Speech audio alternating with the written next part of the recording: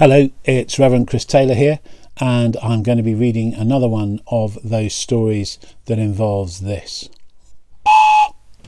and this. It's from this book by the Revd W Awdry, and it's called Thomas and the Breakdown Train. This one really is one of my all-time favourite stories. Thomas and the Breakdown Train. Every day, the fat director came to the station to catch his train, and he always said hello to Thomas.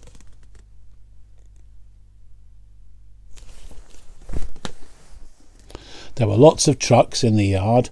Different ones came in every day, and Thomas had to push and pull them into their right places. He worked hard. He knew now that he wasn't so clever as he had thought. Besides, the fat director had been kind to him, and he wanted to learn all about trucks so as to be a really useful engine. But on a siding by themselves were some trucks that Thomas was told he mustn't touch. There was a small coach, some flat trucks, and two queer things his driver called cranes. There you go. Can you see the two cranes?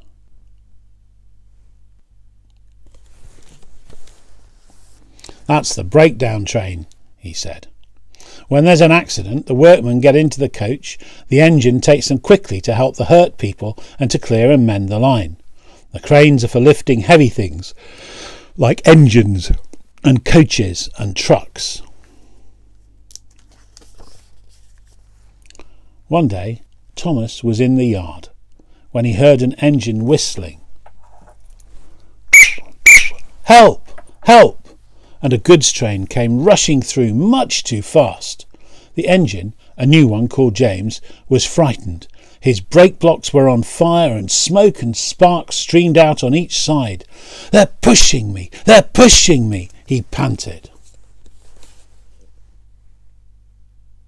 "On! On! On! On!" laughed the trucks, and still whistling, "Help! Help!" poor James disappeared under a bridge. "I'd like to teach those trucks a lesson," said Thomas the tank engine. Presently a bell rang in the signal box, and a man came running. "James is off the line! The breakdown train! Quickly!" he shouted. So Thomas was coupled on, the workmen jumped into their coach, and off they went. Thomas worked his hardest. "Hurry, hurry, hurry," he puffed. And this time he wasn't pretending to be like Gordon. He really meant it. "Bother those trucks and their tricks," he thought.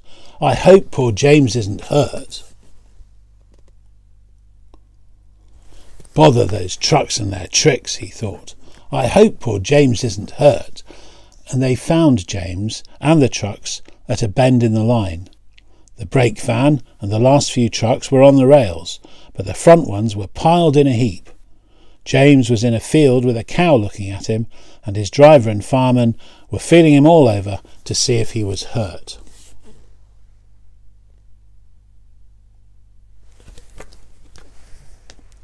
"Never mind, James," they said. "It wasn't your fault. It was those wooden brakes they gave you. We always said they were no good."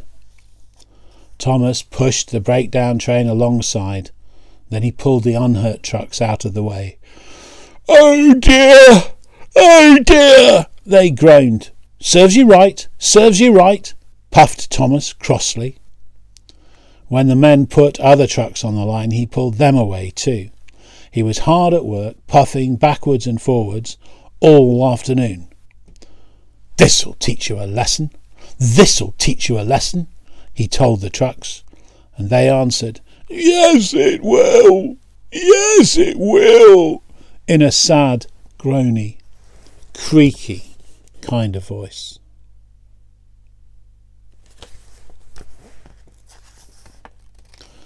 They left the broken trucks and mended the line. Then, with two cranes, they put James back on the rails. He tried to move, but he couldn't, so Thomas helped him back to the shed. The fat director was waiting anxiously for them.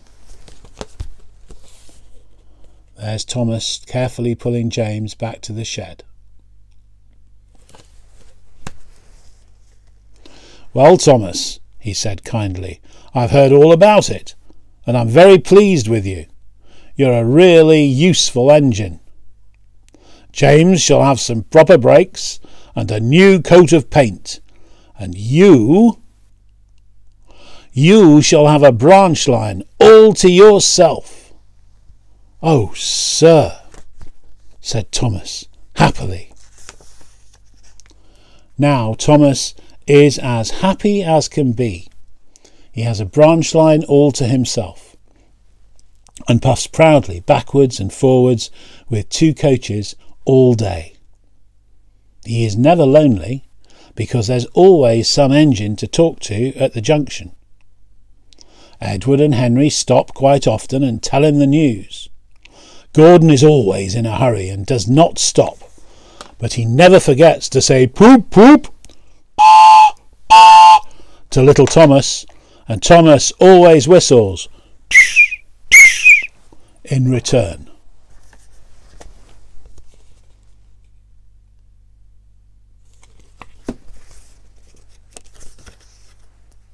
The end.